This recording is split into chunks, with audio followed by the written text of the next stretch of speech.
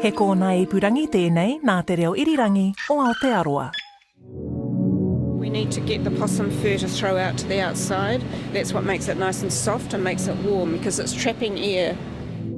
My heels are killing me. Hello, I'm Sonia Sly, and you're listening to My Heels Are Killing Me, a podcast that goes behind the scenes of New Zealand's fashion industry. When we first moved in here in 1992, we only had 4 machines out there, and we had 100 staff here. Meet Peri Drysdale. She's the founder of lifestyle brand Untouched World. That just shows you how far the technology's come in increasing the productivity. And we're in Christchurch, which is the home to a retail store which stocks her Untouched World and Merino Mink brands. We head up the back to where the action is taking place. Corridor after corridor. It's a bit of a maze. There are offices, meeting rooms, a wall of achievements and lots of photos of Peri with famous people, and the factory floor. Nowadays, this machine has got 4 beds instead of the old 2, and it's knitting a whole garment at once. So it drops out the bottom, and we take the little bit of waste off, check it over, wash it, dry it, put a label in it, pack it and sell it. In 1995, we bought the very first one off the production line of a new generation of computerised knitting machine, had number 1 on its chassis, and it was running on binary code yellow computer tape, and it was a nightmare. It wasn't finished, its development. The electronics didn't work, and the computer program wasn't talking to the machine properly and so on. So my husband's pretty talented, and he managed to get that machine going.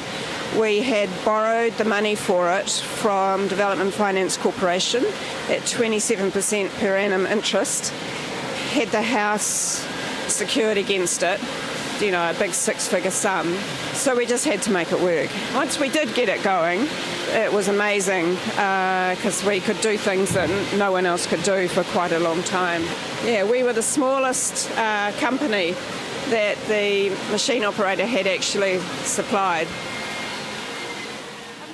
And it's a business that started with humble beginnings. I made some little mittens, and they didn't have thumbs because I didn't have the skills to do that, so I just made little round things with loops to hold them on, and I made some booties up and split the bottom and put some sheepskin in the bottom. She took her very first handmade garments around to trade and industry with the idea to export them. But the first question she was asked was, well, where's your local market? And I said, well, what do you mean, where's my local market? I want to export these. And they said, well, it's always a good idea to have a local base before you start to exporting. Walked in, asked to speak to the manager of a store, and he placed an order. He said, you better put a label in. And I said, what should I put on the label? Because I had no labels in the garments. And he said, oh, just put handcrafted in New Zealand. Walked into another store. They placed an order. And then I thought, oh, I've got to go home and make these now. So she put out an advert in the paper looking for outworkers.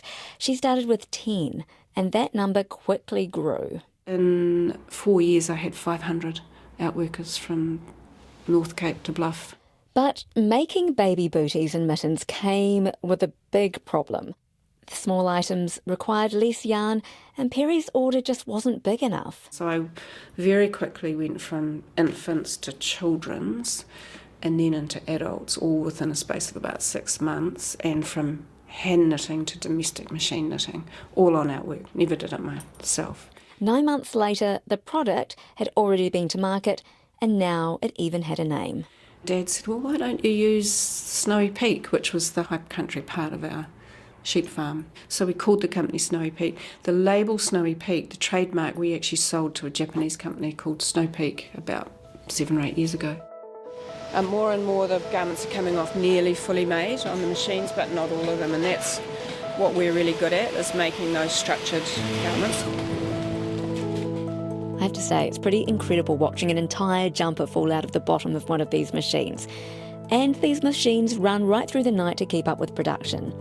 Now, Peri's business has grown exponentially since those early days, but even though her high-tech equipment can carry a bulk load of the work, she's had to source some international expertise to keep production running smoothly.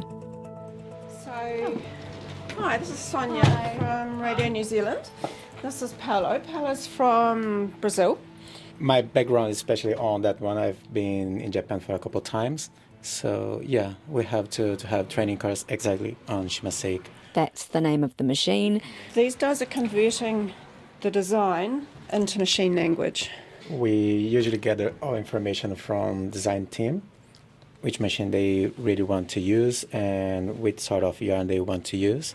And we gather all those information and we convert those information into the computer and we transfer that data to the machine. And the machine will run exactly what we need. How do you find talented staff like Paolo? We have to bring them and bring their wife. And I mean, well, technology. Yeah, I know. I mean, when you started out, could you imagine that that's the way things were going to run? No, do you know what? At the very beginning, I used to have that yellow binary code tape, big roll of it. It would be stretched out across the floor.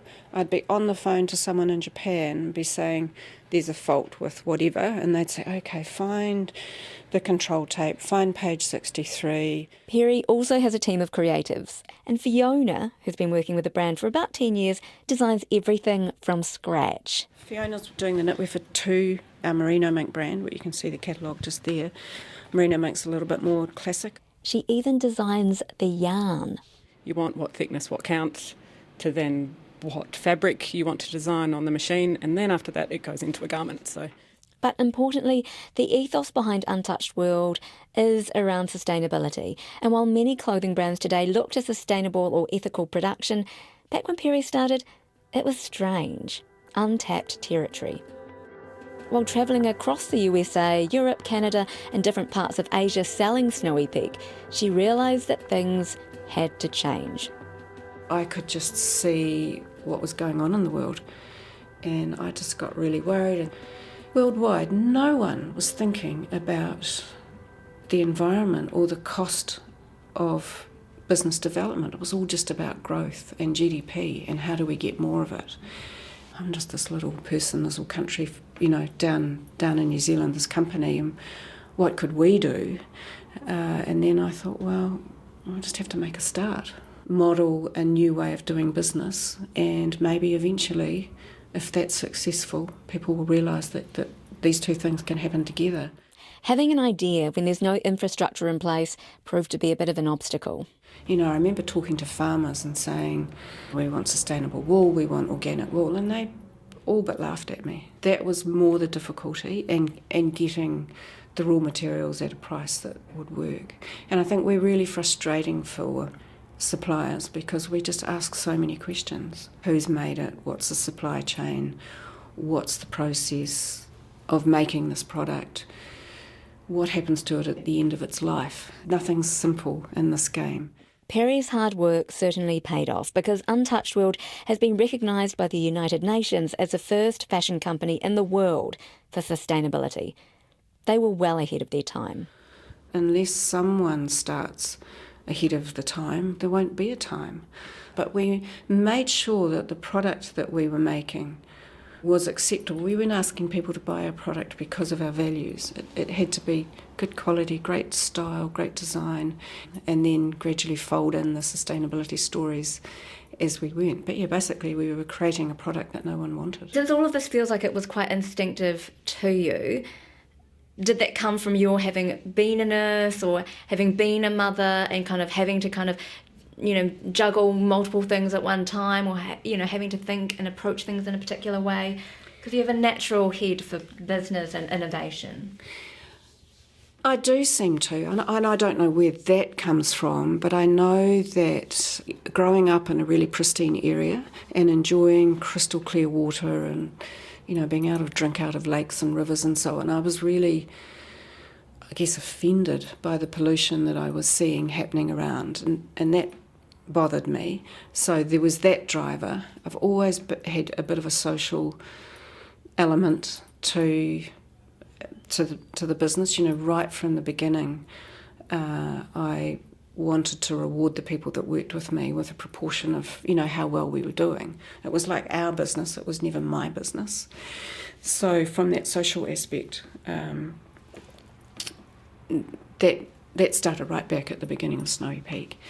But I think the nursing training, but also, I went to boarding school when I was 8, and you have to be really independent to survive in that sort of environment. Before I went to boarding school, my father would take me out in the truck and I'd be helping him feed out hay before the school bus came, and I've always had quite a busy life, really. What was it that do you think has made you so successful? I think it was instinct. It was right place, right time, at the time, just keeping eyes and ears open. And it probably wasn't until we established the Untouched World brand, which we established for a reason, because we thought the world needed it, that we then became very strategic about what we did. That was Peri Drysdale, the founder of Untouched World, and I'm your host and producer, Sonia Sly. If you'd like to listen again or to find out more, head to the RNZ website or subscribe via Apple Podcasts, Podbean, Stitcher, Radio Public, or wherever you get your podcasts.